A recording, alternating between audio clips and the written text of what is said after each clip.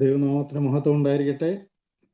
വീണ്ടും ഒരിക്കൽ കൂടി ദോഹയിലുള്ള പ്രിയ സഹോദരങ്ങളെ കാണാൻ കർത്താവ് തന്ന ഈ അവസരത്തിന് നന്ദി പറയുന്നു. നമുക്ക് ഒന്നിച്ച് ചിന്തിക്കാനായിട്ട് ദൈവം കർത്താവ് എൻ്റെ ഹൃദയത്തിൽ തന്ന ഒരു വചനമാണ്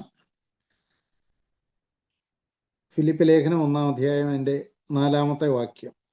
അതായത്, നിങ്ങളിൽ നല്ല പ്രവൃത്തിയെ ആരംഭിച്ചവൻ യേശുക്രിസ്തുവിൻ്റെ നാളോളം അതിനെ തികയ്ക്കും എന്ന് ഉറപ്പായി വിശ്വസിച്ചുമിരിക്കുന്നു എന്ന് പൗലോസ് അപ്പോസ്തലൻ ഫിലിപ്പിയിലെ സഹോദരങ്ങളോട് പറഞ്ഞ ഒരു വാക്യമാണ്. ഇത് ഫിലിപ്പിയിലെ സഹോദരങ്ങളോട് എന്ന് മാത്രമല്ല, നമ്മളോട് എല്ലാവരോടും അദ്ദേഹത്തിന് പറയാനുള്ള ഒരു കാര്യം ഇതാണ്. നമുക്കറിയാം, അദ്ദേഹം വലിയൊരു സ്കോളറായിരുന്നു, ഒരു ബൈബിൾ സ്കോളറായിരുന്നു ഈ പൗലോസ് അപ്പോസ്തലൻ. ദൈവത്തെക്കുറിച്ച്, ദൈവത്തിൻ്റെ സ്വഭാവത്തെക്കുറിച്ച്, ദൈവത്തിൻ്റെ കഴിഞ്ഞകാല ചരിത്രത്തെക്കുറിച്ചെല്ലാം വളരെ കൃത്യമായിട്ട് അറിയാവുന്ന ഒരാളാണ് പൗലോസ് അപ്പോസ്തലൻ. അതുകൊണ്ട് തന്നെ അദ്ദേഹം ഈ വാക്യം പറയുമ്പോഴേ അദ്ദേഹം നമ്മുടെ രക്ഷ യഥാർത്ഥത്തിൽ എന്തിലാണ് അധിഷ്ഠിതമായിരിക്കുന്നത് എന്നുള്ളത് മനസ്സിൽ വെച്ചുകൊണ്ടാണ് അദ്ദേഹം ഫിലിപ്പിയിലെ സഹോദരങ്ങളോട് പറയുന്നത്. നിങ്ങളിൽ നല്ല പ്രവൃത്തിയെ ആരംഭിച്ചവൻ യേശുക്രിസ്തുവിൻ്റെ നാളോളം അതിനെ തികയ്ക്കുമെന്ന് ഞാൻ ഉറച്ചിരിക്കുന്നു. ദൈവം അങ്ങനെയാണ്, ദൈവത്തിൻ്റെ പ്രവൃത്തികൾ അങ്ങനെയാണ്. നമുക്കറിയാം, നമ്മൾ ഉൽപ്പത്തി പുസ്തകം വായിക്കുമ്പോൾ മുതൽ, ഉൽപ്പത്തി പുസ്തകം 1-ാം അധ്യായത്തെക്കുറിച്ച് സായിക് ബ്രദർ പ്രസംഗിക്കുന്നത് നമ്മൾ കേട്ടിട്ടുണ്ട്. എല്ലാം തകർന്ന് തരിപ്പണമായി കിടക്കുന്ന ഒരിടത്തു നിന്നാണ് ദൈവം അവിടെ ആരംഭിക്കുന്നത്. ദൈവത്തിന് അതിനെക്കുറിച്ച് ഒരു നിരാശയില്ല. അവിടുത്തെ മനസ്സിടിഞ്ഞു പോകുന്നില്ല. മറിച്ച് എല്ലാം തകരും വരെ അദ്ദേഹം നോക്കിയിരുന്നു. അത് കഴിഞ്ഞതിന് ശേഷം അവിടുന്ന് ആരംഭിച്ച് വീണ്ടും ഒരു പുതിയ മുഖം ഭൂമിക്ക് കൊടുക്കുകയാണ്. എല്ലാം രൂപരഹിതമായിട്ടും കുഴഞ്ഞു മറിഞ്ഞും കിടക്കുന്ന ഒരവസ്ഥയിൽ നിന്ന് എല്ലാത്തിനെയും അടുക്കി പിറക്കി ഭംഗിയാക്കി ഒരു പുതിയ ജീവൻ നൽകി, ഒരു പുതിയ ലുക്ക് നൽകി, എല്ലാം മനോഹരമാക്കി തീർത്തു. ഒരു പുതിയ വ്യവസ്ഥ നൽകി എല്ലാത്തിനും. അതാണ് ദൈവം. ദൈവം അങ്ങനെയുള്ള ഒരു വ്യക്തിയാണ്. അത് കഴിഞ്ഞതിന് ശേഷം ദൈവം മനുഷ്യനെ ഉണ്ടാക്കി, മനുഷ്യനെ, ആ സൃഷ്ടി മുഴുവനും അതിൻ്റെ ഉത്തരവാദിത്തങ്ങൾ മനുഷ്യനെ ഏൽപ്പിക്കുന്നു. എന്നാൽ ആ മനുഷ്യനും വീണു പോകുന്നു. മനുഷ്യൻ വീണതിന് ശേഷവും ദൈവം നിരാശനാകുന്നില്ല. അല്ലെങ്കിൽ ദൈവം ഒരിക്കലും തൻ്റെ പ്രവൃത്തിയെ വിട്ടുകളയുന്നില്ല. താൻ മുമ്പോട്ട് തന്നെ പോവുകയാണ്. നോഹയുടെ കാലത്ത് എല്ലാം നശിച്ചു പോയ ശേഷവും നോഹ എന്ന് പറയുന്ന ഒരു കുടുംബത്തെ ഒരു നാമ്പ് പോലെ, ഒരു പുൽക്കൊടിയുടെ നാമ്പ് പോലെ ഭൂമിയിൽ ബാക്കി വെച്ചേച്ചു. അവിടെ നിന്ന് പുതിയൊരു തുടക്കം വീണ്ടും ആരംഭിക്കുകയാണ്. അത് പിന്നീട് വന്ന് അബ്രഹാമിലെത്തുന്നു. അബ്രഹാമിൽ നിന്ന് അത് യാക്കോബിലെത്തുന്നു. യാക്കോബും യാക്കോബിൻ്റെ മക്കളും അവസാനത്തിൽ മിസ്രൈമിൽ അടിമകളായിത്തീരുന്നു. അങ്ങനെ 430 വർഷം അവിടെ തന്നെ നഷ്ടപ്പെട്ടു പോകുന്നു. ഇവിടെയൊന്നും ദൈവം തിരക്ക് പിടിക്കുന്നില്ല. ദൈവം പിന്നോക്കം പോകുന്നില്ല. ദൈവം ഒരിക്കലും നിരാശനാകുന്നില്ല. അവിടെ നിന്ന് അവരെ വിടുവിക്കുന്നു. അതിനുവേണ്ടി ദൈവത്തിനൊരു ലീഡറിനെ ഉണ്ടാക്കിയെടുക്കാൻ തന്നെ ദൈവം നിരവധി വർഷങ്ങൾ ഉപയോഗിക്കുന്നത് നമുക്ക് കാണാനായിട്ട് പറ്റും. 40 വർഷത്തോളം മോശ മോശയെ മരുഭൂമിയിൽ ഒരുക്കിയെടുക്കാനായിട്ട് ദൈവം ഉപയോഗിക്കുന്നു. അതിനുശേഷം അവരെ മരുഭൂമിയിൽ കൂടി ചെങ്കടൽ അക്കരെ കടത്തി മരുഭൂമിയിൽ കൂടി നടത്തിക്കൊണ്ടുവരുന്നു. പക്ഷേ ആ തലമുറയിലും ദൈവത്തിന് താൻ വെച്ച പദ്ധതി പൂർത്തിയാക്കാനായിട്ട് അവർ സമ്മതിക്കുന്നില്ല. അവർ മത്സരിക്കുന്നു. അവർ ആ പദ്ധതിയിലേക്ക് പ്രവേശിക്കുന്നില്ല. ദൈവം ക്ഷമയോടെ കാത്തിരിക്കുകയാണ്. മോശ മരിച്ചു. ആ തലമുറയിൽപ്പെട്ട എല്ലാവരും മരിച്ചു. ഒടുവിൽ അവരുടെ കുഞ്ഞുങ്ങൾ വളർന്നു. അവരെയും കൊണ്ട് പുതിയൊരു നേതാവ് യോശുവയെ ദൈവം അവർക്കൊരു നേതാവായി കൊടുത്ത് അവരെ കനാനിലേക്ക് എത്തിക്കുന്നു. നമ്മൾ നോക്കുമ്പോഴേ ദൈവം വളരെ ക്ഷമയോടുകൂടെ കാത്തിരുന്ന് മടുത്തു പോകാതെ പ്രവർത്തിക്കുന്ന ഒരു ദൈവത്തെയാണ് യഥാർത്ഥത്തിൽ നമുക്ക് കാണാനായിട്ട് കഴിയുന്നത്. ആരൊക്കെ എതിര് നിന്നാലും എങ്ങനെയൊക്കെ തകർത്താലും ദൈവം തൻ്റെ പദ്ധതികളിൽ നിന്ന് പിന്നോക്കം പോകുന്നില്ല. ഇതൊക്കെ മനസ്സിൽ വെച്ചുകൊണ്ടാണ് പൗലോസ് തൻ്റെ ഓരോ ലേഖനങ്ങളും എഴുതുന്നത്. ഓരോ ലേഖനങ്ങളിലും പൗലോസ് അപ്പോസ്തലൻ എഴുതുമ്പോൾ ദൈവത്തിൻ്റെ ഈ ഒരു ക്വാളിറ്റിയെക്കുറിച്ച് എവിടെയെങ്കിലും ഒക്കെ സൂചിപ്പിക്കാതെ, എവിടെയെങ്കിലും ഒരു വചനം എഴുതാതെ പൗലോസ് അപ്പോസ്തലൻ തൻ്റെ ലേഖനങ്ങൾ അവസാനിപ്പിക്കുന്നില്ലെന്ന് നമുക്ക് കാണാൻ പറ്റും. റോമാലേഖനത്തിൽ അബ്രഹാമിനെ കുറിച്ച് പറയുമ്പോൾ അദ്ദേഹം ഇങ്ങനെ എഴുതി ചേർക്കുന്നുണ്ട്: വാഗ്ദത്തം ചെയ്തത് പ്രവർത്തിപ്പാനും ശക്തൻ എന്ന് ഉറച്ചു എന്ന്. റോമാലേഖനം 4-ാം അധ്യായത്തിലാണ് മരിച്ചവരെ ജീവിപ്പിക്കുകയും ഇല്ലാത്തതിനെ ഉള്ളതിനെ പോലെ വിളിച്ചു വരുത്തുകയും ചെയ്യുന്ന ദൈവം എന്ന് ദൈവത്തെക്കുറിച്ച് അവിടെ എഴുതി ചേർത്തതിന് ശേഷം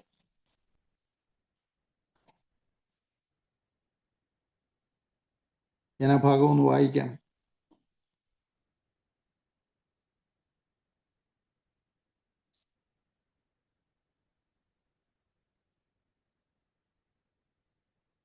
നാലാം അധ്യായത്തിൻ്റെ 19 മുതലുള്ള വാക്യങ്ങളാണ്. അതിൻ്റെ 17-ാമത്തെ വാക്യത്തിലാണ് മരിച്ചവരെ ജീവിപ്പിക്കുകയും ഇല്ലാത്തതിനെ ഉള്ളതിനെ പോലെ വിളിച്ചു വരുത്തുകയും ചെയ്യുന്നവനായ ദൈവം എന്നുള്ള വിശേഷണം നമ്മൾ കാണുന്നത്. അതിനുശേഷം ആണ് 19-ാമത്തെ വാക്യത്തിൽ അവൻ ഏകദേശം 100 വയസ്സുള്ളവനാകിയാൽ തൻ്റെ ശരീരം നിർജീവമായി പോയതും സാറയുടെ ഗർഭപാത്രത്തിൻ്റെ നിർജീവത്വവും ഗ്രഹിച്ചിട്ടും വിശ്വാസത്തിൽ ക്ഷീണിച്ചില്ല. ദൈവത്തിൻ്റെ വാഗ്ദത്തത്തെങ്കിൽ അവിശ്വാസത്താൽ സംശയിക്കാതെ വിശ്വാസത്തിൽ ശക്തിപ്പെട്ട് ദൈവത്തിന് മഹത്വം കൊടുത്തു. അവൻ വാഗ്ദത്തം ചെയ്തത് പ്രവർത്തിക്കാനും ശക്തൻ എന്ന് പൂർണ്ണമായി ഉറച്ചു. അവൻ വാഗ്ദത്തം ചെയ്തത് പ്രവർത്തിക്കുവാൻ ശക്തനെന്ന് പൂർണ്ണമായി ഉറച്ചു. നമുക്ക് ദൈവം തൻ്റെ വാഗ്ദത്തങ്ങൾ നിവർത്തിക്കുന്നതിൽ ഒരിക്കലും പിന്നോക്കം പോകുന്നില്ല. നമുക്കറിയാം, എബ്രായ ലേഖനം 13-ാം അധ്യായത്തിലേക്ക് വരുമ്പോൾ അദ്ദേഹം ദൈവത്തെക്കുറിച്ച് പറയുന്ന ഒരു കാര്യമുണ്ട്. യേശുക്രിസ്തു ഇന്നലെയും ഇന്നും എന്നേക്കും അനന്യൻ തന്നെ, മാറ്റമില്ലാത്തവനാണ് എന്ന് പറഞ്ഞാൽ പിതാവായ ദൈവത്തിൽ എന്തൊക്കെയുണ്ടോ അത് പുത്രനിലും ഉണ്ട്. ആ ക്വാളിറ്റി എല്ലാം അത് അദ്ദേഹം ഉറപ്പിക്കുകയാണ് അവിടെ. പുത്രനും അങ്ങനെ തന്നെയാണ്. പുത്രനും മാറ്റമില്ലാത്തവനാണ്. താൻ ആരംഭിച്ചിരിക്കുന്ന പ്രവൃത്തിയെ ഒരു കാരണവശാലും അതിൽ നിന്ന് പിന്നോക്കം പോകുന്നവനല്ല പുത്രൻ.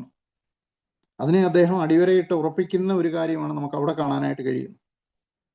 അപ്പോൾ ഇവിടെ എല്ലാം ദൈവത്തിൻ്റെ ആ പ്രവൃത്തിയുടെ, ദൈവത്തിൻ്റെ സ്വഭാവത്തിലെ ആ ഒരു ക്വാളിറ്റി പൗലോസ് അപ്പോസ്തലൻ വ്യക്തമാക്കുക.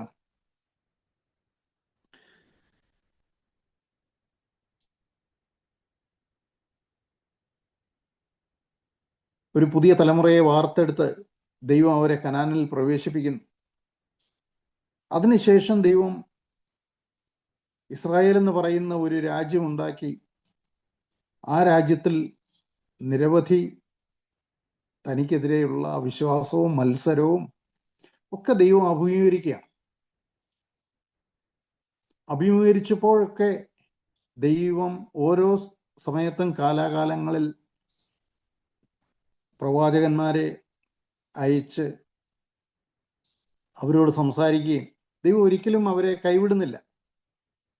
അവർ മത്സരികളായി തീർന്നിട്ടും വിഗ്രഹാരാധികളായി തീർന്നിട്ടും അനുസരണം കെട്ടവരായി തീർന്നിട്ടും ദൈവം അവരെ ഉപേക്ഷിച്ച് കളയാതെ കാലാകാലങ്ങളിൽ പ്രവാചകന്മാരെ എഴുന്നേൽപ്പിച്ച് അവരോട് വ്യക്തമായിട്ട് സംസാരിച്ചു പോകും.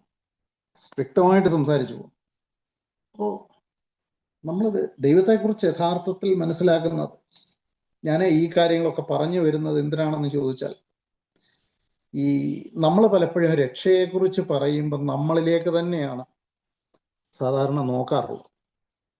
നമ്മളിലേക്ക് തന്നെ നോക്കുന്ന ഒരു പ്രവണത നമുക്കുണ്ട്. എന്നാൽ നമുക്ക് അതിനേക്കാട്ടിൽ നമ്മളിലേക്ക് നോക്കുന്നതിലധികമായിട്ട് നമുക്ക് ദൈവത്തെങ്കിലേക്ക് നോക്കേണ്ട ഒരു കാര്യം കൂടെ. കാരണം ദൈവമാണ് നമ്മളെ രക്ഷയിലേക്ക് വിളിച്ചത്. ദൈവമാണ് രക്ഷയെ ഡിസൈൻ ചെയ്തത്. ദൈവം ഡിസൈൻ ചെയ്ത ഒരു രക്ഷ, അത് ദൈവമാണ് യഥാർത്ഥത്തിൽ അതിനെ പൂർത്തീകരിക്കുന്നത്. നമ്മൾ എബ്രായ ലേഖനത്തിൽ യേശു കർത്താവിനെ കുറിച്ച് പറയുന്ന ഒരു കാര്യമുണ്ടല്ലോ, വിശ്വാസത്തിൻ്റെ നായകനും പൂർത്തി വരുത്തുന്നവനുമായ യേശുവിനെ നോക്കുക. The author and finisher of our faith. യേശു ക്രിസ്തുവാണ് നമ്മുടെ വിശ്വാസത്തിൻ്റെ ഓഥർ. അവിടുന്നാണ് അത് ഡിസൈൻ ചെയ്തത്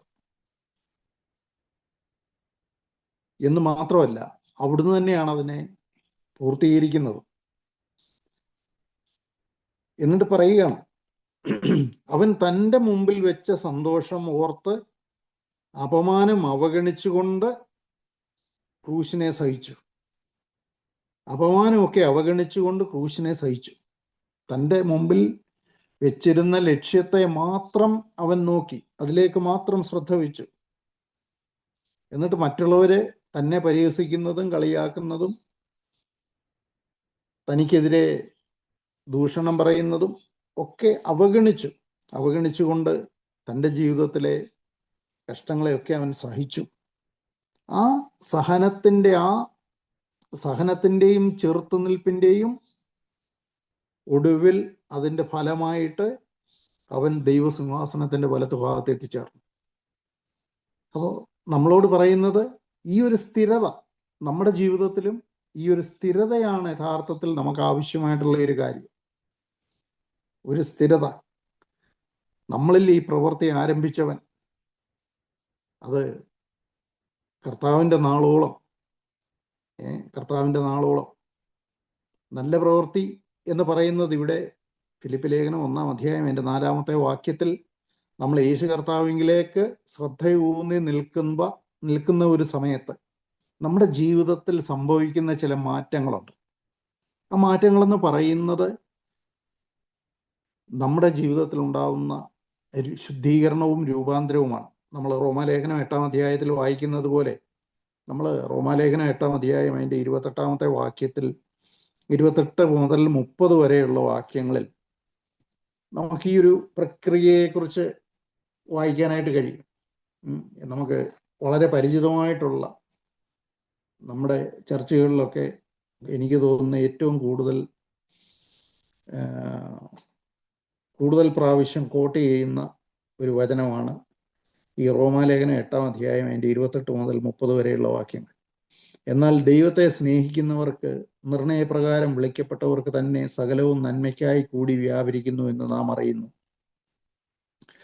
അവൻ മുന്നറിഞ്ഞവരെ തൻ്റെ പുത്രൻ അനേകം സഹോദരന്മാരിൽ ആദ്യജാതനാകേണ്ടതിന് അവൻ്റെ സ്വരൂപത്തോട് അനുരൂപരാകുവാൻ മുൻ നിയമിച്ചിരിക്കുന്നു. മുൻ നിയമിച്ചവരെ വിളിച്ചവരെ നീതീകരിച്ചവരെ തേജസ്കരിച്ചും ഇരിക്കുന്നു. അപ്പൊ ഇവിടെ പറയുന്ന ഒരു കാര്യം എന്താ? ഇവിടെ പറയുന്നത് ഒരു ചെയിൻ ഓഫ് ആക്ഷൻസ് ആണ്. ഒരു ചങ്ങല, ചങ്ങല പോലെ കുറേ കാര്യങ്ങൾ ഇവിടെ പറയുകയാണ്. ദൈവത്തെ സ്നേഹിക്കുന്നവരെയാണ് ദൈവം വിളിക്കുന്നത് എന്ന് പറയുന്നു. ദൈവത്തെ സ്നേഹിക്കുന്നവരെ കുറിച്ച് ദൈവത്തിന് ഒരു നിർണയമുണ്ട്. ആ നിർണയപ്രകാരമാണ് ദൈവം അവരെ വിളിക്കുന്നത്.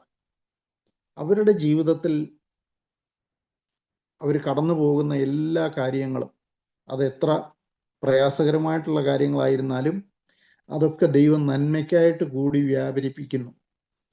അതാണ് അതിൻ്റെ ആദ്യത്തെ തന്നെ ഉള്ള പ്രോമിസ്. അതാണ് നമ്മുടെ ജീവിതത്തിൽ നമ്മൾ അല്പകാലത്തേക്ക് കഷ്ടങ്ങൾ സഹിക്കേണ്ടി വന്നാലും ആ കഷ്ടങ്ങൾ നമ്മളെ കൂടുതൽ ഉറപ്പുള്ളവരും ധൈര്യമുള്ളവരും ദൈവത്തെ സ്നേഹിക്കുന്നവരും വയസ്സായിട്ടുള്ളവരും ജ്ഞാനികളുമാക്കി തീർക്കുന്ന ഒരു കാര്യമായി തീരും. നമ്മൾ കടന്നു പോകുന്ന വഴികൾ നമ്മളെ കർത്താവിൻ്റെ വഴികൾ, യേശുക്രിസ്തുവിനോട് അനുരൂപരാക്കി തീർക്കും. കാരണം കർത്താവും വളരെയധികം കഷ്ടങ്ങളിലൂടെ കടന്നുപോയ ഒരാളാണ്. അതുകൊണ്ട് കഷ്ടങ്ങളിലൂടെ കടന്നു പോകാതെ ഒരിക്കലും നമുക്ക് കർത്താവ് വെച്ച കാൽച്ചുവടുകളെ അറിയാനോ കർത്താവിൻ്റെ വഴികളെ അറിയാനോ നമുക്ക് കഴിയത്തില്ല. അപ്പോൾ തീർച്ചയായിട്ടും നമ്മൾ കഷ്ടങ്ങളിലൂടെ കടന്നു പോകുമ്പോൾ, ആശങ്കകളിലൂടെ കടന്നു പോകുമ്പോൾ, പ്രത്യേകിച്ചും ഇപ്പോഴ് നിങ്ങൾ ഗൾഫിലായിരിക്കുന്ന സഹോദരങ്ങളെ സംബന്ധിച്ചിടത്തോളം നിങ്ങൾ ഒരു യുദ്ധത്തിൻ്റെ നിഴലിലാണ്. എല്ലാ സമയത്തും എനിക്ക് ദോഹയിലെ കാര്യം അറിയത്തില്ല, പക്ഷേ യു എയിലും ബഹ്റൈനിലും ഒക്കെ കൂടെ ആക്രമണങ്ങൾ നടക്കുന്നുണ്ട്. കൂടെ മിസൈലുകൾ വന്ന് വീഴുന്നുണ്ടെന്നും ഡ്രോണുകൾ വന്ന് വീഴുന്നുണ്ടെന്നുമൊക്കെ ഇങ്ങനെ അറിവുകൾ ഞങ്ങളുടെ പത്രവാർത്തകളിലൊക്കെ കാണാറുണ്ട്. അവിടെയുള്ള പ്രവാസികളായിരിക്കുന്ന നമ്മുടെ സഹോദരങ്ങൾ ഒക്കെ മലയാളികളായിരിക്കുന്നവരും മറ്റ് ഇന്ത്യക്കാരും ഒക്കെ വളരെ ഭയത്തിലും ആശങ്കയിലും ഒക്കെയാണ്. നാളെ എന്ത് സംഭവിക്കും എന്നുള്ളത് അറിയാൻ വയ്യാത്ത ഒരു അവസ്ഥയിലാണ് എന്നൊക്കെ ഞങ്ങളിങ്ങനെ വാർത്തകളിലൊക്കെ വായിക്കാറുണ്ട്. അപ്പോൾ നമ്മൾ സഹോദരങ്ങളെയൊക്കെ ഓർത്ത് പ്രാർത്ഥിക്കുകയും അവിടെയുള്ള സഭകളെയൊക്കെ പ്രാർത്ഥനകളിൽ വഹിക്കുകയും ഒക്കെ ചെയ്യുന്നു. എന്നാൽ നിങ്ങളെ സംബന്ധിച്ചിടത്തോളം ഈ സമയങ്ങളൊക്കെ തന്നെ തീർച്ചയായിട്ടും ദൈവം നമ്മളെ പ്രൊട്ടക്റ്റ് ചെയ്യുന്ന, പ്രത്യേകിച്ചും കഴിഞ്ഞ ഒരു ദിവസം ഞാനിങ്ങനെ വെളിപ്പാട് പുസ്തകം വായിക്കുമ്പോൾ ഈ വെളിപ്പാട് പുസ്തകത്തെക്കുറിച്ച് ഒത്തിരി അതിശയകരമായിട്ടുള്ള മെസ്സേജുകളൊക്കെ പലപ്പോഴും പലയിടത്തും കേൾക്കാറ്. പക്ഷെ ഞാൻ വെളിപ്പാട് പുസ്തകത്തെ മൊത്തത്തിൽ എന്താണ് യഥാർത്ഥത്തിൽ ഈ വെളിപ്പാട് പുസ്തകത്തിൻ്റെ പ്രമേയം എന്നൊന്ന് മനസ്സിലാക്കാനായിട്ട് കുറച്ച് സമയം അതിൻ്റെ മുമ്പിൽ ഇരുന്നപ്പോഴാണ് ദൈവത്തിൻ്റെ ആത്മാവ് എനിക്ക് ഒരു കാര്യം എന്നോട് പറഞ്ഞത്. അതായത്, നീ ഇതിനകത്തൂടെ നോക്കുക, എന്താണ് വെളിപ്പാട് പുസ്തകത്തിൽ പറയുന്നത്. വെളിപ്പാട് പുസ്തകത്തിൽ നമ്മളെ കാണിക്കുന്ന ആദ്യത്തെ കാര്യം എന്ന് പറയുന്നത്, ഒന്നാമത് ഉയർത്തെഴുന്നേറ്റ കർത്താവ്, തേജസ് അണിഞ്ഞവനായ കർത്താവ് നിൽക്കുന്ന ആ ഒരു കാര്യം യോഹന്നാനെ കാണിച്ചു കൊടുക്കുന്നതാണ് ആദ്യം നമ്മൾ കാണുന്നത്. 1-ാം അധ്യായത്തിൽ കാണുന്ന ചിത്രം. 2-3 അധ്യായങ്ങൾ ആസിയയിലെ സഭകളോട് സംസാരിക്കുന്ന കർത്താവിനെ, അവയുടെ ഓരോ പൾസും തിരിച്ചറിഞ്ഞ് അവരോട് സംസാരിക്കുന്ന കർത്താവിനെയാണ് നമ്മൾ കാണുന്നത്. 4-ാമത്തെ അധ്യായത്തിൽ സിംഹാസനസ്ഥനായിരിക്കുന്ന ദൈവത്തെയാണ് കാണിക്കുന്നത്.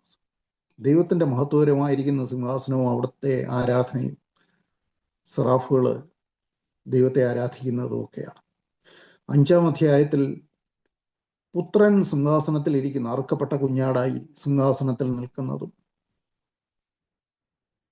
സകല ഭൂമിയിലും ഭാഷകളും വംശങ്ങളും ജാതികളും എല്ലാം അവനെ നമസ്കരിക്കുന്നതും ആരാധിക്കുന്നതും കാണും. അപ്പോൾ ചുരുക്കി പറഞ്ഞു കഴിഞ്ഞാൽ ദൈവം സകലത്തിൻ്റെയും അധികാരിയായിട്ടിരിക്കുന്ന ഒരു കാര്യമാണ് നമ്മൾ കാണുന്നത്. അതിനുശേഷം ഈ കുഞ്ഞാടിൻ്റെ കയ്യിൽ മുദ്രകളും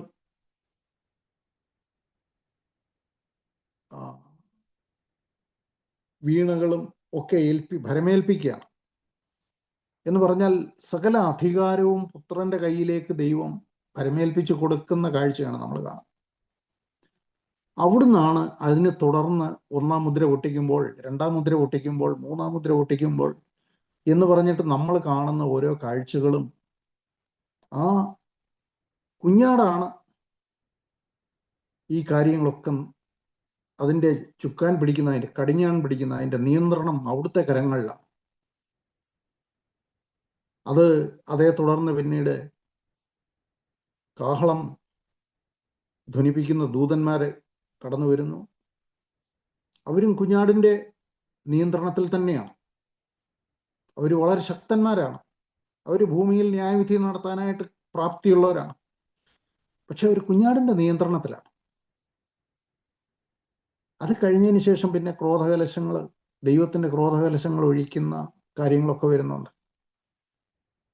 ഈ ക്രോധകലശങ്ങളുടെ ഒഴിക്കുന്ന കാലത്ത് ഒന്നും യഥാർത്ഥത്തിൽ സഭ അതിൻ്റെ നടുവിലൂടെ പോകുന്നതായിട്ടൊന്നും നമ്മൾ കാണുന്നില്ല. പക്ഷെ നമ്മൾ ഈ കാഹളം ധ്വനിപ്പിക്കുന്ന കാലത്ത് പോലും തൻ്റെ സഭയ്ക്ക് ഒരു ദോഷവും തട്ടാതെ വണ്ണം അവരെ കാക്കുന്ന ഒരു കർത്താവിനെ നമുക്ക് അവിടെ കാണാനായിട്ട് പറ്റും. തൻ്റെ സഭയ്ക്ക് ഒരു ദോഷവും തട്ടാതെ വണ്ണം അവരെ കാക്കുന്ന കർത്താവിനെ നമുക്ക് കാണാനായിട്ട് പറ്റും. അപ്പോൾ ഞാൻ ഇപ്പം ഈ ഒരു കാര്യം പരാമർശിച്ചത് എന്തിനാണെന്ന് ചോദിച്ചാൽ, പല കാര്യങ്ങളും ദൈവം ഈ ഭൂമിയിൽ നടക്കാനായിട്ട് അനുവദിക്കും. യുദ്ധങ്ങൾ, ക്ഷാമങ്ങൾ, ഭൂകമ്പങ്ങൾ, മറ്റു പല കാര്യങ്ങളും. എന്നാൽ കർത്താവിൻ്റെ മക്കളെ എങ്ങനെയാണ് പ്രൊട്ടക്റ്റ് ചെയ്യേണ്ടതെന്ന് കർത്താവിനെ അറിയാം. സകല അധികാരവും അവിടുത്തെ കരങ്ങളിലാണ്. സകല ഈ ഭൂമിയിൽ നടക്കുന്ന എല്ലാ കാര്യങ്ങളുടെയും കടിഞ്ഞാൺ അവിടുത്തെ കരങ്ങളിലാണ്. അവിടുത്തെ പരമാധികാരത്തിൻ്റെ കീഴിലാണ് ഈ സകല പ്രവർത്തനങ്ങളും നടക്കുന്നത്. അതുകൊണ്ട് തന്നെ നമുക്ക് കർത്താവിനെ ഭയപ്പെടുന്ന ഒരു സഭയ്ക്ക്, അല്ലെങ്കിൽ ഒരു സഹോദരനോ സഹോദരിക്കോ മറ്റൊന്നും ഭയപ്പെടേണ്ട ഒരു കാര്യമില്ല. സായിക് ബ്രദർ പ്രസംഗിക്കുമ്പോൾ പ്രത്യേകിച്ചും പറയുന്ന ഒരു കാര്യമാണിത്. ദൈവത്തെ ഭയപ്പെടുന്നവന് മറ്റൊന്നിനെയും ഭയപ്പെടേണ്ട ആവശ്യമില്ല എന്നുള്ളത്. അത് തീർച്ചയായിട്ടും അതങ്ങനെ തന്നെയാണ്. ഈ ഒരു സമയം, ഈ യുദ്ധങ്ങളുടെയും പ്രയാസങ്ങളുടെയും പ്രതികൂലങ്ങളുടെയും ഒക്കെ നടുവിലൂടെ നമ്മൾ കടന്നു പോകുമ്പോൾ, നമ്മൾ ദൈവത്തെ ഭയപ്പെടുന്നവരാണെങ്കിൽ തീർച്ചയായിട്ടും നമ്മളെ പ്രൊട്ടക്റ്റ് ചെയ്യുന്ന ഉത്തരവാദിത്വം അത് ദൈവത്തിൻ്റെ കരങ്ങളിൽ ഭദ്രമാണ്. ദൈവം നമ്മളെ തൻ്റെ സുരക്ഷിത വലയത്തിനുള്ളിൽ സൂക്ഷിക്കുന്നു. അപ്പോൾ ഇവിടെ നമ്മൾ വായിച്ചത് അവൻ മുന്നറിഞ്ഞവരെ. അപ്പോൾ നമ്മൾ ഈ ദൈവത്തെ സ്നേഹിക്കുന്നവർക്ക്, നിർണയപ്രകാരം വിളിക്കപ്പെട്ടവർക്ക് തന്നെ സകലവും നന്മയ്ക്കായിട്ട് കൂടി വ്യാപരിക്കുന്നു എന്ന് നാം അറിയുന്നു എന്നിവിടെ കാണാം. അവൻ മുന്നറിഞ്ഞവരെ. അപ്പോൾ ഈ നിർണയപ്രകാരം വിളിക്കപ്പെട്ടവരിൽ മുന്നറിഞ്ഞവരെ തൻ്റെ പുത്രൻ അനേകം സഹോദരന്മാരിൽ ആദ്യജാതനാകേണ്ടതിന് അവൻ്റെ സ്വരൂപത്തോട് അനുരൂപരാകുവാൻ മുൻ നിയമിച്ചിരിക്കുന്നു. അപ്പോൾ ദൈവം യഥാർത്ഥത്തിൽ നമ്മളിൽ ആരംഭിച്ചിരിക്കുന്ന ഒരു പ്രവൃത്തി, അല്ലെങ്കിൽ നമ്മളിൽ തികയ്ക്കുവാൻ പോകുന്ന പ്രവൃത്തി, അതെന്താണെന്നുള്ളതിനെക്കുറിച്ചൊരു രൂപം നമുക്കിവിടെ തരികയാണ്. ദൈവം യഥാർത്ഥത്തിൽ എന്താണ് നമ്മളിൽ വർക്കൗട്ട് ചെയ്യുന്നത്, എന്ത് കാര്യമാണ് എന്ന് ദൈവം ഇവിടെ കാണിച്ചു തരുവാണ്. തൻ്റെ പുത്രൻ്റെ രൂപത്തോട് നമ്മളെ അനുരൂപരാക്കി തീർക്കുക എന്ന് പറയുന്ന ഒരു വലിയ പ്രവൃത്തിയാണ് ദൈവം യഥാർത്ഥത്തിൽ നമ്മളിൽ ചെയ്തുകൊണ്ടിരിക്കുന്നത്. അതിനുവേണ്ടി ദൈവം മുൻ നിയമിച്ചവരെ വിളിച്ചവരെ നീതീകരിച്ചവരെ തേജസ്കരിച്ചും ഇരിക്കുന്നു. അങ്ങനെ ദൈവം മുൻ നിയമിച്ചവരെ, ഇവിടെ നമ്മൾ ഈ ചില ഭാഗങ്ങളിലൊക്കെ ഈ മുൻ നിയമിച്ചു,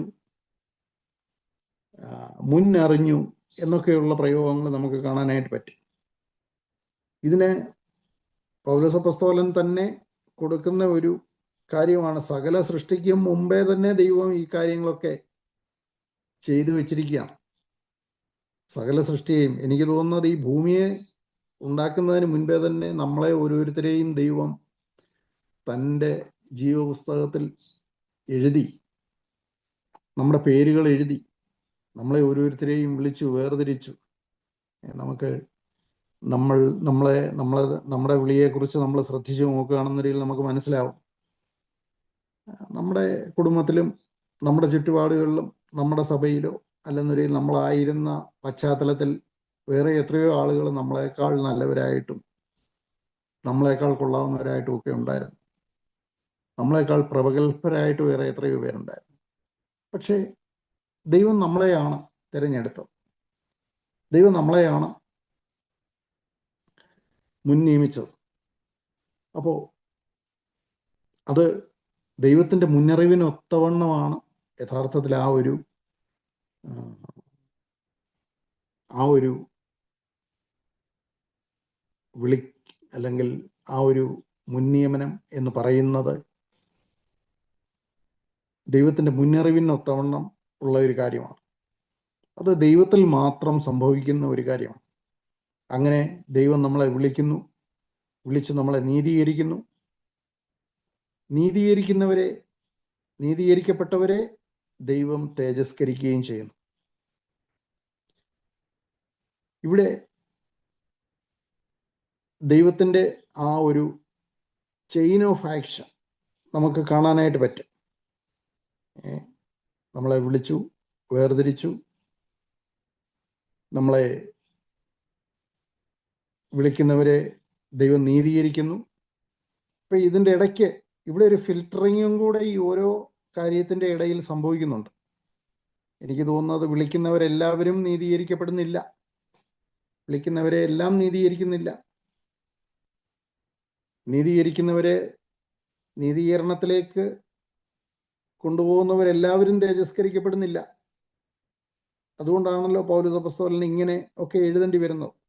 അപ്പോൾ തീർച്ചയായിട്ടും അതിൻ്റെ ഇടയ്ക്ക് ആരൊക്കെയോ കുറച്ച് പേർ കൊഴിഞ്ഞു പോയതായിട്ടൊക്കെ സംഭവിക്കുന്നുണ്ടാകാം ഒരുപക്ഷെ.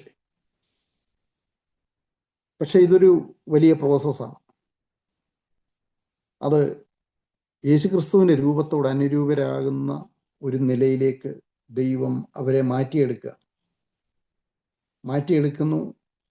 അത് ഇപ്പം നമ്മൾ ഫിലിപ്പ് ലേഖനം 2-ാം അധ്യായം അതിൻ്റെ 5 മുതൽ 7 വരെയുള്ള വാക്യങ്ങളിൽ അവിടെ നമ്മൾ കാണുന്ന ഒരു കാര്യമുണ്ട്. അതായത് യേശുക്രിസ്തുവിൻ്റെ രൂപത്തോട് നമ്മൾ അനുരൂപരാകുവാൻ എങ്ങനെയാണ് എന്നുള്ളതിനെക്കുറിച്ച് അവിടെ പറയുന്ന ഒരു കാര്യമാണ്. ഫിലിപ്പ് ലേഖനം 2-ാം അധ്യായം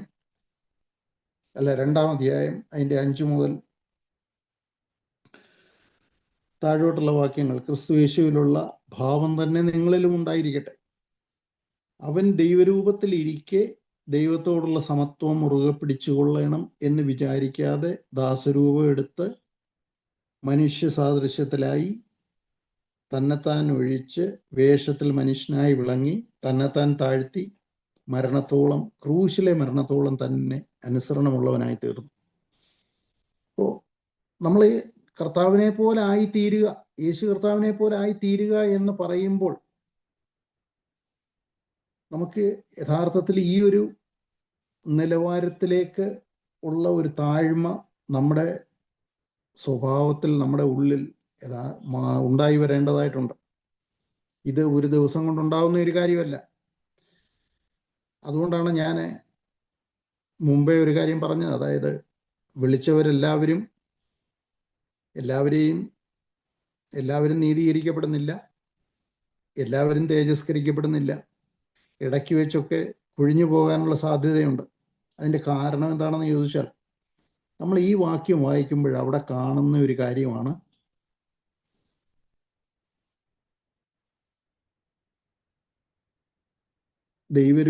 ദൈവത്തോടുള്ള സമത്വം മുറുകെ പിടിച്ചുകൊള്ളണം എന്ന് വിചാരിക്കാതെ ദാസരൂപം എടുത്തു.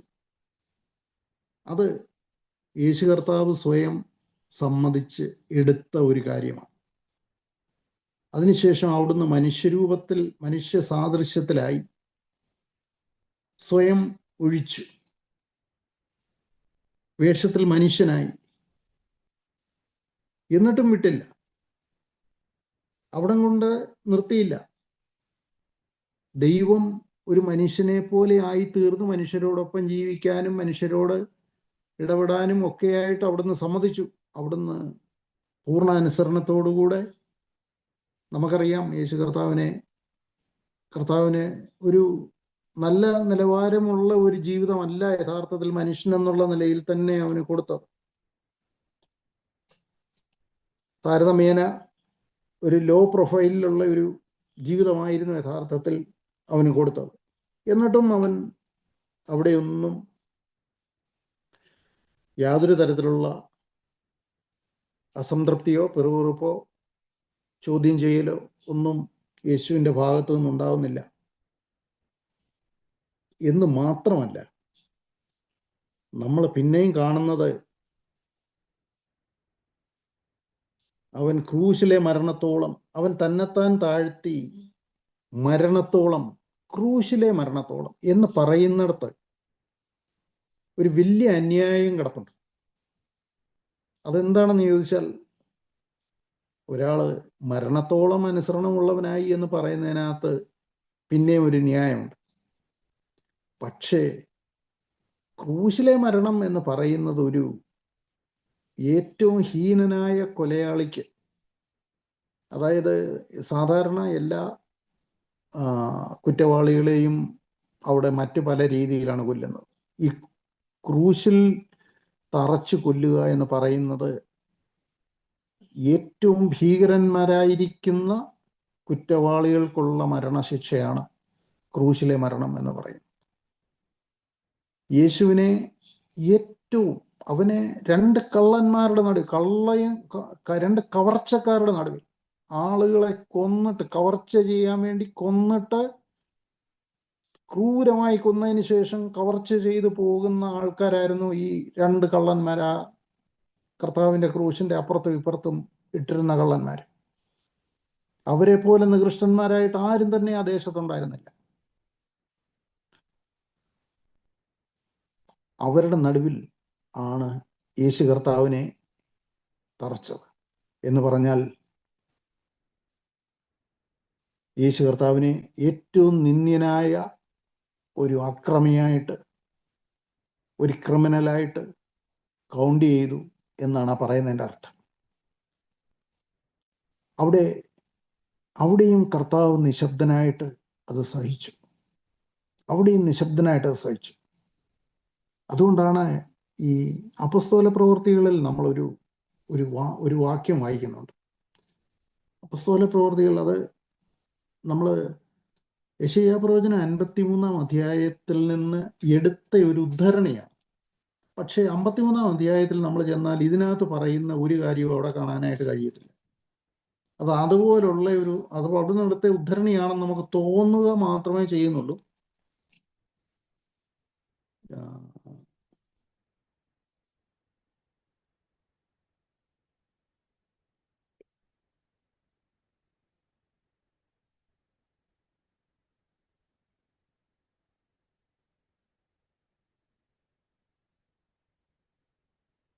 അപ്പോസ്തല പ്രവൃത്തി 8-ാം അധ്യായത്തിന്റെ 32-33 വാക്യങ്ങളിൽ, അറുക്കുവാനുള്ള ആടിനെ പോലെ അവനെ കൊണ്ടുപോയി, രോമം കത്രിക്കുന്നവന്റെ മുമ്പാകെ മിണ്ടാതിരിക്കുന്ന കുഞ്ഞാടിനെ പോലെ അവൻ വായി തുറക്കാതിരുന്നു.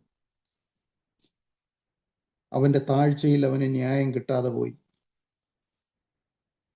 അവന്റെ തലമുറയെ ആറ് വിവരിക്കും? ഭൂമിയിൽ നിന്ന് അവന്റെ ജീവനെ എടുത്തു കളയുന്നവല്ലോ. ഇതിൽ അറക്കുവാനുള്ള ആടിനെ പോലെ അവനെ കൊണ്ടുപോയി, രോമം കത്രിക്കുന്നവന്റെ മുമ്പാകെ മിണ്ടാതിരിക്കുന്ന കുഞ്ഞാടിനെ പോലെ അവൻ വായ തുറക്കാതിരുന്നു എന്നുള്ളത് യെശയ്യാ പ്രവചനത്തിൽ നിന്ന് എടുത്തതാണ്. പക്ഷെ അതിൻ്റെ താഴെയോട്ടുള്ള ഉദ്ധരണി പരിശുദ്ധാത്മാവ് അത് യേശുവിൻ്റെ ലൈഫിൽ നിന്ന് എടുത്ത് ഇവിടെ എഴുതിയതാണ്. അവൻ്റെ താഴ്ചയിൽ അവന് ന്യായം കിട്ടാതെ പോയി എന്ന് പറഞ്ഞാൽ, അവൻ തന്നെ താഴ്ത്തി, ഒരു മനുഷ്യനാകാൻ തക്കവണ്ണം താഴ്ത്തി, മനുഷ്യരുടെ നടുവിൽ ഒരു ദാസനാകാൻ താഴ്ത്തി. എന്നിട്ടും അവൻ്റെ താഴ്ചയിൽ അവന് ന്യായം കിട്ടാതെ അവൻ മരണത്തോളം അനുസരണമുള്ളവനായി തീർന്നതിന് ശേഷവും അവനെ ഒരു ക്രിമിനലുകളുടെ നടുവിലേക്ക് അവനെ മരണത്തിൽ തള്ളിവിട്ടു. ഒരു ക്രിമിനലായിട്ട് മരിക്കേണ്ടി വന്നു.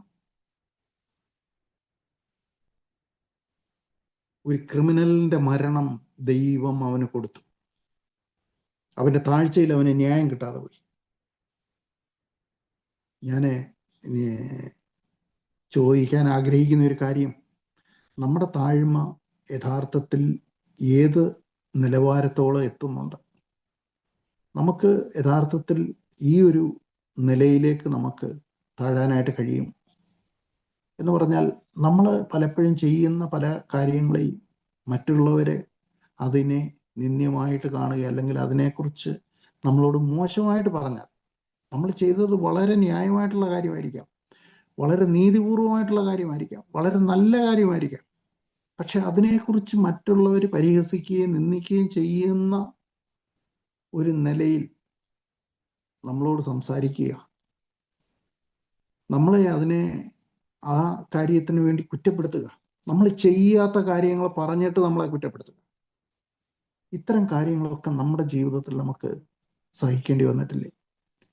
അപ്പോഴൊക്കെ നമ്മൾ എങ്ങനെയായിരിക്കും നമ്മൾ അതിനോട് പ്രതികരിക്കുക? ഇനി നമ്മൾ വാഗുണ്ട് വാക്കുകളൊന്നും പറയാതെ ഇരുന്നെങ്കിലും നമ്മുടെ ഉള്ളിൽ എങ്ങനെയായിരിക്കും അതിൻ്റെ പ്രതികരണം? ഇവിടെയാണ് നമ്മൾ യേശു കർത്താവിൻ്റെ നിലവാരത്തോളം നമ്മൾ താഴ്ന്നിട്ടുണ്ടോ എന്നുള്ള ഒരു കാര്യം ചെക്ക് ചെയ്യാനായിട്ട് നമ്മളെ തന്നെ യഥാർത്ഥത്തിൽ കൊടുക്കണ്ട. നമ്മൾ എത്ര നല്ല കാര്യങ്ങൾ ചെയ്യുമ്പോഴും അതൊക്കെ മറ്റുള്ളവരെ, പ്രത്യേകിച്ചും ജോലി സ്ഥലങ്ങളിൽ നമുക്ക് പ്രത്യേകിച്ചും കാണാൻ കഴിയുന്ന ഒരു കാര്യമാണിത്.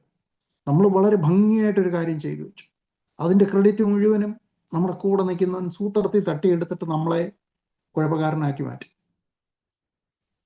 എന്നിട്ട് അതിൻ്റെ പ്രൊമോഷനും അതിൻ്റെ ഇൻക്രിമെൻറ്റും അതിൻ്റെ എല്ലാ ഗുണങ്ങളും അവൻ അടിച്ചുകൊണ്ട് പോകും. ഇതൊക്കെ നമുക്ക് കാണാനായിട്ട് കഴിയുന്ന കാര്യമാണ്.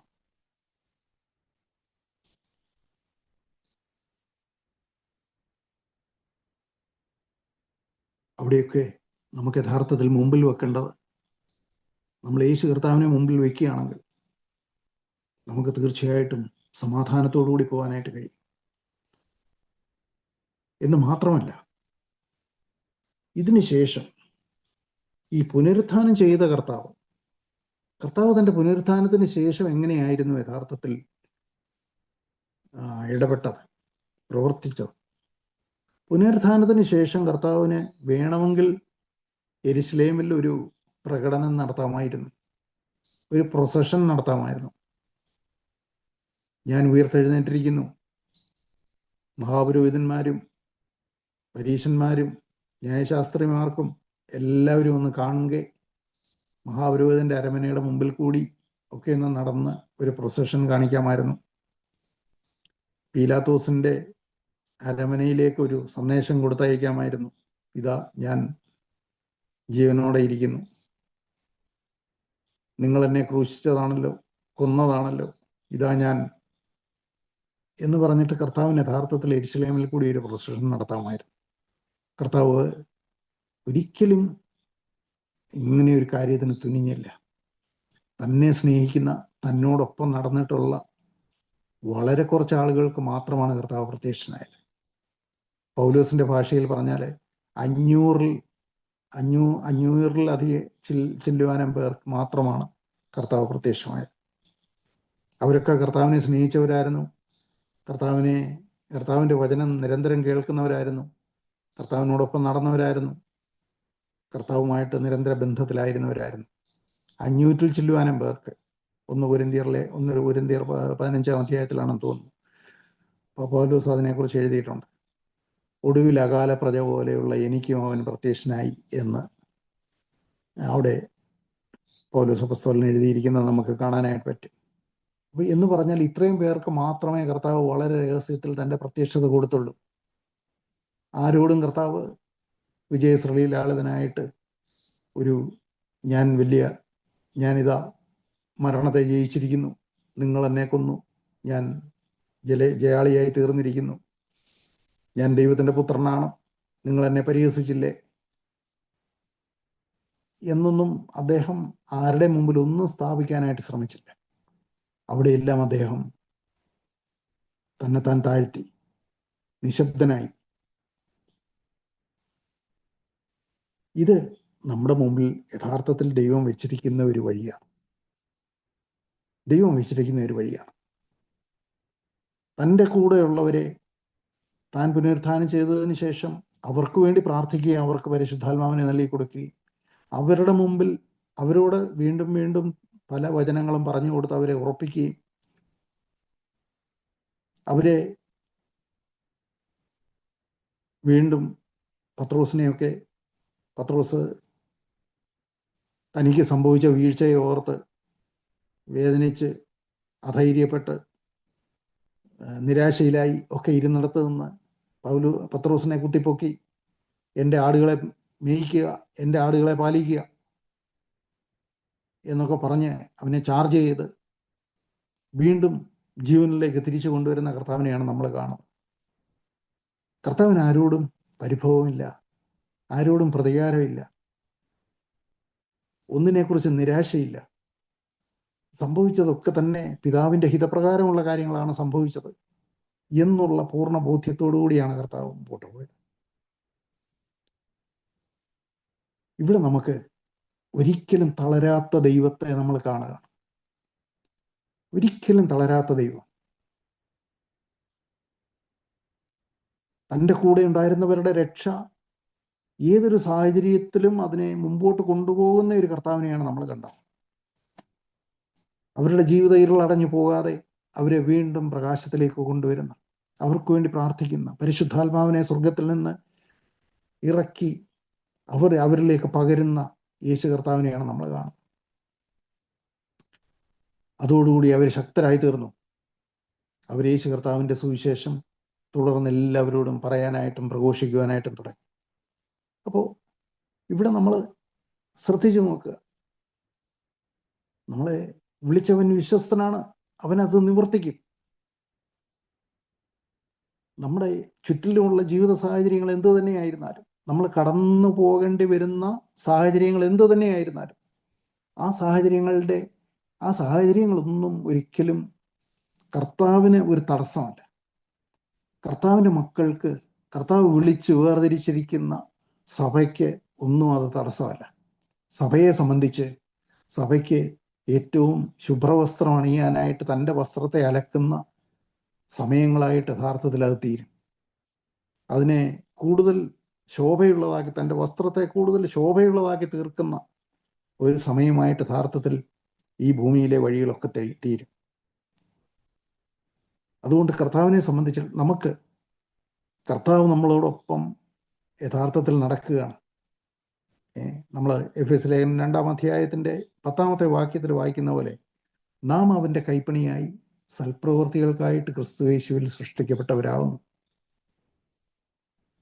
നാം ചെയ്തു പോരേണ്ടതിന് ദൈവം അവയെ മുന്നൊരുക്കിയിരിക്കുന്നു. അപ്പോൾ ദൈവം ചെയ്ത് പോന്നിരുന്ന, ദൈവം ഒരുക്കിയിരിക്കുന്ന പ്രവൃത്തികളെ നമ്മൾ ചെയ്തു പോരാൻ തക്കവണ്ണം, അതെന്താണത്? അത് യേശു കർത്താവിൻ്റെ താഴ്മയും അവൻ്റെ സമാധാനവും അവൻ്റെ സൗന്ദര്യവുമാണ്. ആന്തരികമായിരിക്കുന്ന ആ സൗന്ദര്യവുമാണ് യഥാർത്ഥത്തിൽ നമ്മൾ ചെയ്തു പോരേണ്ട പ്രവൃത്തി. അതിലേക്കാണ് ദൈവം നമ്മളെ വിളിച്ചിരിക്കുന്നത്. നമ്മുടെ കുടുംബജീവിതത്തിലും നമ്മുടെ ഔദ്യോഗിക ജീവിതത്തിലും നമ്മുടെ സഭാജീവിതത്തിലും എല്ലാം തന്നെ നമ്മൾ എവിടെയൊക്കെ ആയിരിക്കുന്നു, എല്ലായിടത്തും നമുക്ക് ആ ഒരു സൗരഭ്യം, സുവിശേഷത്തിൻ്റെ ആ സൗരഭ്യം യഥാർത്ഥത്തിൽ പകരുവാൻ തക്കവണ്ണം കർത്താവ് നമ്മളെ വിളിച്ചു വേർതിരിച്ചിരിക്കുകയാണ്. അതുകൊണ്ട് തന്നെ നമ്മുടെ ജീവിതത്തിൽ വരുന്ന, നമ്മുടെ ചുറ്റുപാടുകളിൽ എന്തൊക്കെ കാര്യങ്ങൾ സംഭവിച്ചാലും ആ സംഭവിക്കുന്ന കാര്യങ്ങളൊക്കെ നമ്മുടെ ജീവിതത്തെ കൂടുതൽ ശക്തിയുള്ളതാക്കി തീർക്കുകയും കർത്താവ് കൂടെയുണ്ട് എന്നുള്ള ആ ഒരു ഉറപ്പും സമാധാനവും കൂടുതൽ കൂടുതൽ അനുഭവിക്കാൻ തക്കവണ്ണം നമ്മളെ പ്രാപ്തരാക്കി തീർക്കുകയും ചെയ്യുന്ന ഒന്നായി തീരട്ടെ. കർത്താവ് നമ്മളെ ഓരോരുത്തരെയും സഹായിക്കുമാറാകട്ടെ. ആമേൻ. പ്രാർത്ഥിക്കുന്നുണ്ട്. ഞങ്ങളുടെ ദൈവമേ, സ്വർഗസ്ഥ പിതാവേ, കർത്താവെ, അവിടുന്ന് ഞങ്ങൾക്ക് നൽകി തന്ന ഈ സമയത്തിനായിട്ട് സ്തോത്രം. ഞങ്ങളെ കേൾപ്പിച്ച വചനത്തിനായിട്ട് സ്തോത്രം. കർത്താവെ, അവിടുന്നാണ് ഞങ്ങളിൽ ഈ പ്രവൃത്തിയെ ആരംഭിച്ചത്. അവിടുന്ന് ഞങ്ങൾക്ക് നൽകി തന്നിരിക്കുന്ന രക്ഷയുടെയും ശുദ്ധീകരണത്തിൻ്റെയും വഴിയിലൂടെ നിരന്തരം രൂപാന്തരപ്പെടുന്ന വ്യക്തികളായിട്ട് ഞങ്ങൾ തീരണം എന്ന് അങ്ങ് ഞങ്ങളെക്കുറിച്ച് ആഗ്രഹിക്കുന്നു. അതിനുവേണ്ടി അവിടുന്ന് ഞങ്ങളുടെ ചുറ്റുപാടുകളെ ഒരുക്കുന്നു, നിയന്ത്രിക്കുന്നു. ഞങ്ങളിൽ അങ്ങ് വ്യാപരിച്ചുകൊണ്ടിരിക്കുന്നു. ഞങ്ങളുടെ താഴ്ചയുള്ള ശരീരങ്ങളെ അവിടുത്തെ മഹത്വമുള്ള ശരീരത്തോട് രൂപാന്തരപ്പെടുത്തുവാനായിട്ട് കഴിയുന്ന ഒരു പ്രവൃത്തി കർത്താവെ അവിടുന്ന് ഞങ്ങളിൽ നടത്തിക്കൊണ്ടിരിക്കുന്നു. ഞങ്ങൾ അത് വിശ്വസിക്കുകയും ഞങ്ങൾ കർത്താവെ പൂർണ്ണമായിട്ടും അങ്ങയോട് ചേർന്ന് അങ്ങയിലേക്ക് തന്നെ ശ്രദ്ധയൂന്നി നിൽക്കുന്നവരായിട്ട് തീരുകയും ചെയ്യുവാൻ തക്കവണ്ണം ഞങ്ങളെ സഹായിക്കണമേ. ദോഹയിലുള്ള സഹോദരങ്ങളെ അവിടുത്തെ കരങ്ങളിൽ തരുവാണ് കർത്താവ്. ഈ അവസാന നാളുകളിൽ കർത്താവെ പൂർണ്ണമായിട്ടും കർത്താവിൻ്റെ രക്ഷയിലേക്ക്, ആ രക്ഷ മുറുകെ പിടിക്കുവാൻ, കർത്താവിലേക്ക് നോക്കുവാൻ തക്കവണ്ണം കർത്താവെ അവരെ സഹായിക്കണമേ എന്ന് പ്രാർത്ഥിക്കുന്നു. പ്രത്യേകിച്ചും ചെറുപ്പക്കാരെയൊക്കെ അവിടുത്തെ കരങ്ങളിൽ തരുവാണ്. ഞങ്ങളുടെ കുഞ്ഞുങ്ങളെ അവിടുത്തെ കരങ്ങളിൽ തരുവാണ്. കർത്താവെ ഓരോരുത്തരെയും അവിടുന്ന് സഹായിക്കുകയും അനുഗ്രഹിക്കുകയും ചെയ്യുമാറാണമേ. അവർ കർത്താവെ യുദ്ധഭീതിയുടെ നിഴലിലാണ് എങ്കിലും കർത്താവ് അവർക്ക് കോട്ടയായി, കാവലായി അവർക്ക് കൂടെ ഉണ്ടെന്നുള്ള ആ ഒരു ഉറപ്പും ധൈര്യവും കർത്താവെ അവരുടെ ഹൃദയങ്ങളിൽ നൽകണമേ. അവരെ സഹായിക്കുമാറാണമേ. അവിടുന്ന് അടിയങ്ങളോട് സംസാരിച്ചതുകൊണ്ട് സ്തോത്രം. ധൈര്യത്തിൻ്റെ വാക്കുകൾ സംസാരിച്ചുകൊണ്ട് സ്തോത്രം. യേശുവിൻ നാമത്തിൽ അപേക്ഷിക്കുന്നു. ദയയുണ്ടായി കേൾക്കുമാറാണമേ. ആമേൻ.